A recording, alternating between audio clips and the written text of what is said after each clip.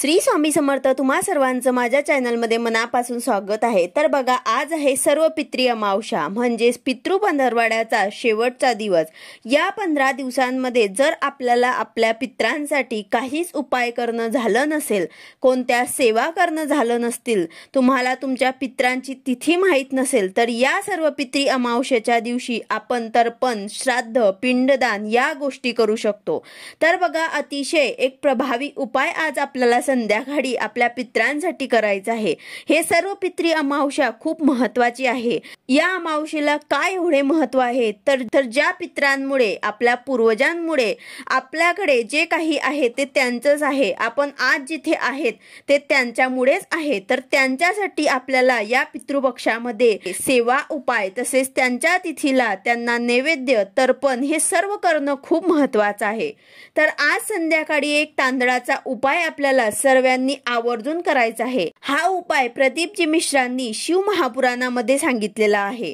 तर सर्वांनी आवर्जून हा उपाय नक्कीच करायचा आहे। आता हा उपाय कसा करायचा आहे, त्याचबरोबर कधी करायचा आहे, हे सर्व माहिती मी तुम्हाला आजच्या व्हिडिओमध्ये सांगणार आहे। व्हिडिओ स्किप न करता पूर्ण बघा, जेणेकरून तुम्हाला संपूर्ण माहिती मिळेल। जर तुम्ही चॅनलवर नवीन असाल तर चॅनलला सबस्क्राइब करायला मात्र विसरू नका आणि व्हिडिओला लाईक करायला मात्र विसरू नका। तर बघा, अतिशय प्रभावी आणि अगदी कमी वेळात हा उपाय करता येईल असा एक प्रभावी उपाय आहे।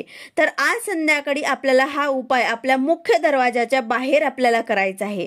संध्याकाळी प्रदोष काळानंतर आपल्याला अगदी 6:30 च्या नंतर आपल्याला हा उपाय रात्री 9 पर्यंत आपल्याला हा उपाय करता येईल।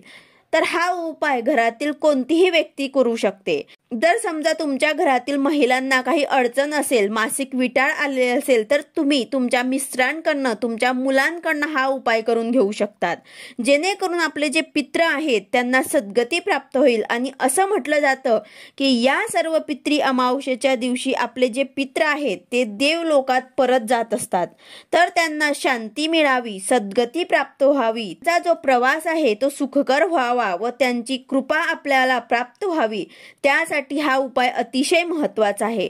तो शिव महापुराणामध्ये सांगितलेला आहे। तर तुम्हाला एक वाटीमध्ये तांदूळ घ्यायचे आहे। तर तांदूळ तुम्हाला खूप कमीही घ्यायचे नाही आहे आणि अगदी गच्च भरून वाटी सुद्धा घ्यायची नाही आहे। त्याचबरोबर आता ह्या तांदळावरती तुम्हाला कापूर ठेवायचे आहे। भीमसेनी कापूर जर तुमच्याकडे असेल तर अतिशय उत्तम, नसेल तर तुम्ही दुसरा साधा कापूर सुद्धा घेऊ शकतात।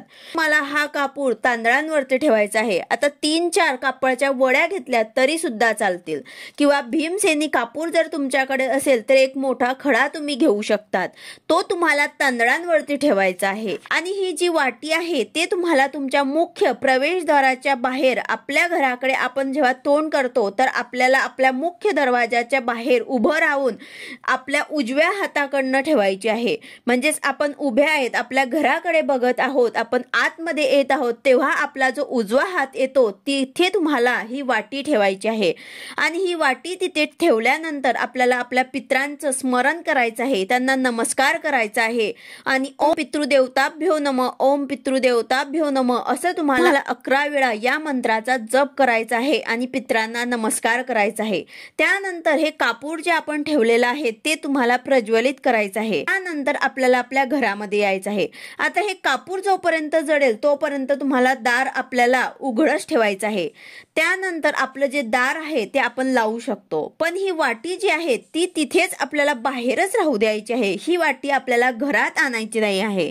आणि उद्या सकाळी स्नान झाल्यानंतर ही जी वाटी आहे ती आपल्याला उचलायची आहे आणि घराच्या बाहेर खाली अंगणात किंवा जिथे कुठे एखादं मोठं झाड असेल, त्या झाडावरती पक्षी वगैरे बसत असतील त्या झाडाच्या खाली तुम्हाला हे तांदूळ टाकायचे आहे। आता ज्यांचे फ्लॅट असतील तर ते म्हणतील की हे तांदूळ आम्ही आमच्या बाल्कनीमध्ये टाकू शकतो का? तर नाही, हे तुम्हाला तांदूळ जे आहे ते घरामध्ये आणायचे नाही आहे। हे तांदूळ आपल्याला घराच्या बाहेरच कुठेतरी अशा ठिकाणी टाकायचे आहे जिथे पक्षी येत असतील, अशा मोकळ्या जागेवर, ते झाडाखाली कुठेतरी साईडला आपल्याला टाकायचे आहे, हे पक्षी खातील।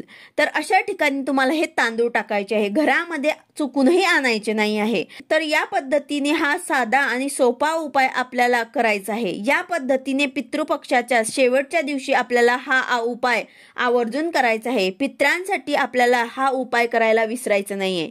व्हिडिओ आवडला असेल तर लाईक करा, शेअर करा, सबस्क्राईब करा. भेटूया अशाच नवीन व्हिडिओ सोबत. श्री स्वामी समर्थ.